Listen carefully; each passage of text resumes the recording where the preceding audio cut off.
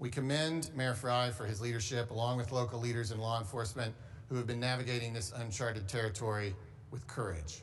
Please give a warm welcome to Minneapolis Mayor Jacob Frey.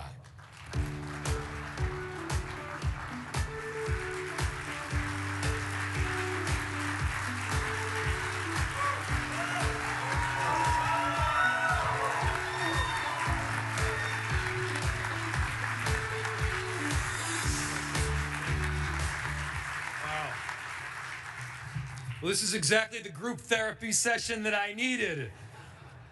The defenders of parks and streets, which indeed is an honorable profession, we are now becoming the defenders of our republic and the defenders of democracy.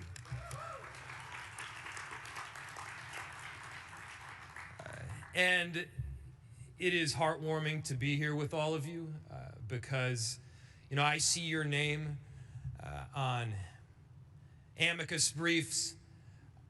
I see your faces on TV. I feel the support from across the entire country, and we recognize that one great American city is experiencing an invasion. That is an invasion on our democracy, on our republic, and on each and every one of us. And the fact that you all are standing up means the world.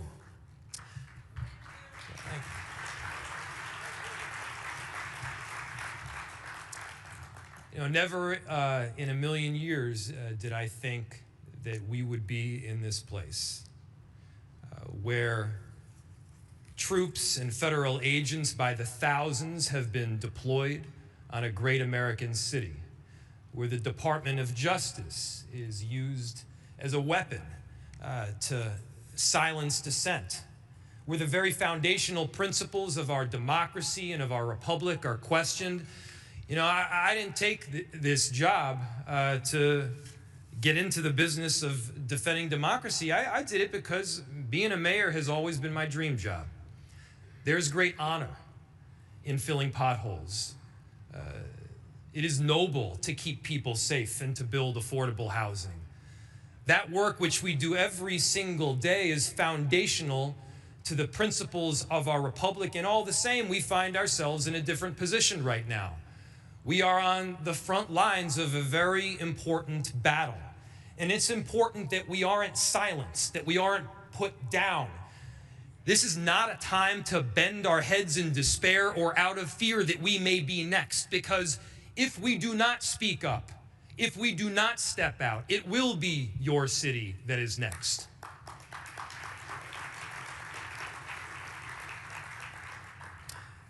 For those of you that have been watching the news and what's happened in Minneapolis, I'll tell you, it is that bad.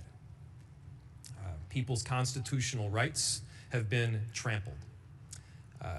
Thousands of federal agents have descended on a city that has 600 police officers. 600 police officers and somewhere between 3,000 and 4,000 federal agents, ICE, and Border Patrol. People have been indiscriminately pulled off the street. Discrimination takes place only on the basis of are you Somali, are you Latino, or are you Southeast Asian? And then American citizens have been yanked away from their homes after that solely because they look like they are from Mexico or Ecuador or Somalia. That's not how we operate in America. In America, we have these foundational principles of law. We abide by our Constitution. The rule of law is not just something that you say, but it is something that we practice each and every day. And as mayors, we know that. As mayors, we operate in the reality business.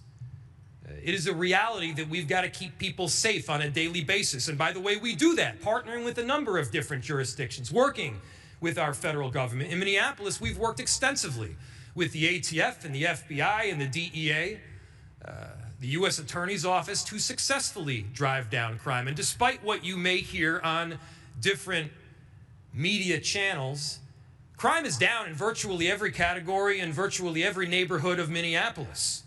Minneapolis is a safe city. It is less safe when chaos reigns supreme.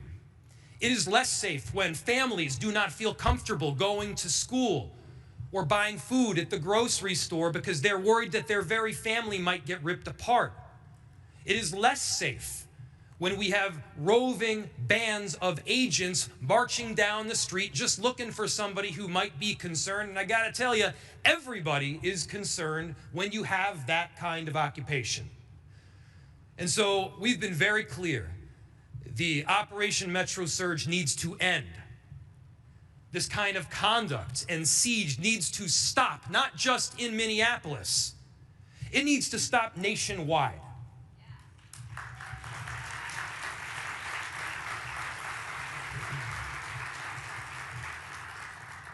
What's become clear to me is this is obviously not about safety. This is not even about immigration. This is about silencing a narrative or a political position that differs from that of a federal administration. We've seen this kind of conduct in other countries. We cannot see it right here in America. This is not a Democratic or a Republican issue. Never once have I made this partisan. This is a foundational principle of making sure that the endurance of our republic can continue on. It may seem like I'm talking too much on the macro level, or maybe this is a concerning thing to say, but I gotta tell you, we're seeing it in our streets right now.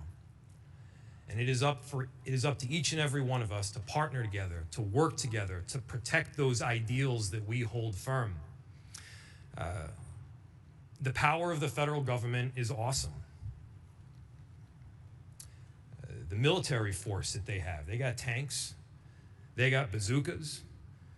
They can lay siege on American cities with thousands of agents and even troops, far outnumbering that of local police department. In Minneapolis, we've heard them say that they will end this siege when we hand over voter rolls. We've seen them attack and invade not just with this occupation, but also with the Department of Justice being used as a weapon. They're investigating me and several other local elected officials, not because we've done something wrong, but because we have exhibited one of the core responsibilities that both I and you have as mayors. And that is the core and foundational responsibility to speak on behalf of your constituents.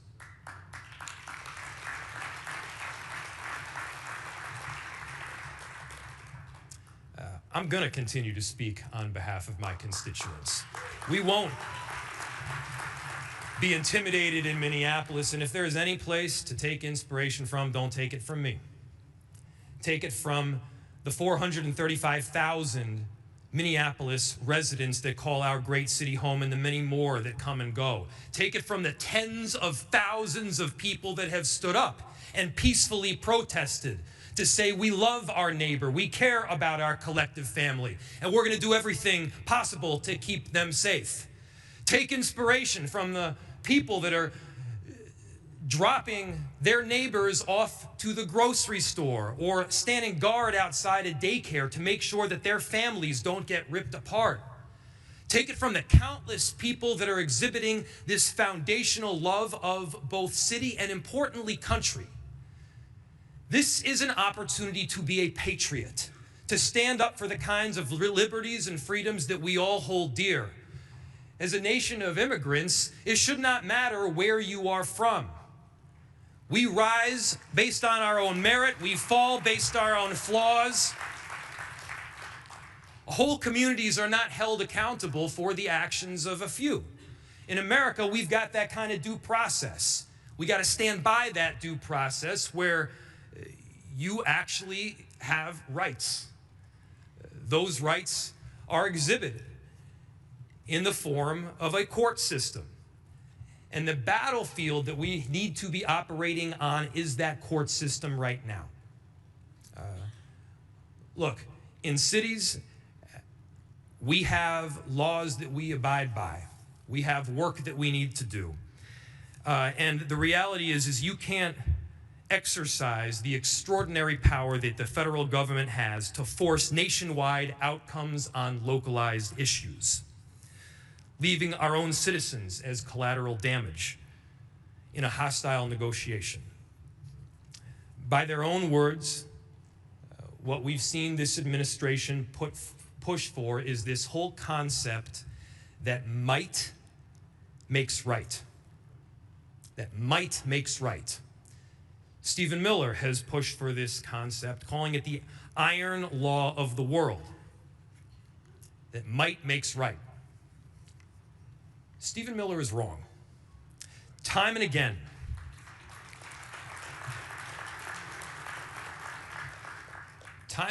America has rejected the law of the jungle. Time and again, America has rejected this notion that might makes right.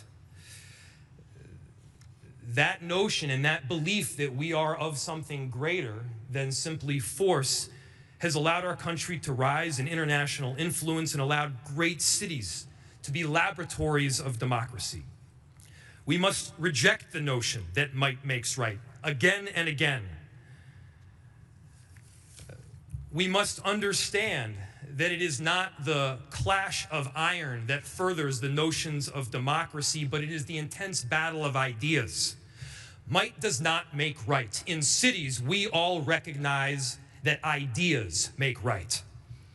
And so, from Portland, Maine, to Portland Avenue in Minneapolis, to Portland, Oregon, mayors, we do not back down to bullies. We stand up for democracy. We understand that the common ideals that we hold are essential to the endurance of our great republic. This may not have been a battle that we signed up for. Each and every one of us entered public service for a different reason. Some of us entered to keep our cities safe. Some of us entered because we love to build affordable housing. Some of us entered because we care about climate. But now is also a moment where we all got to stand together. You have this unique relationship with the American electorate. This is more important than being a Democrat or a Republican. This has to do with our day-to-day lives, who we are as a people, who we are as a democracy, and who we can be as American citizens. Mayors have that important role. I know that you will carry it out, and I cannot be prouder to be part of this tremendous team. And so, on behalf of all of these incredible Minneapolis residents that are going through a very difficult time right now, to say the least, thank you. On behalf of the next city and the city after that that may experience this kind of invasion, thank you. We got to hold rock solid. We cannot back down. Our cities, our mayors are what will hold this democracy together. Thank you so much.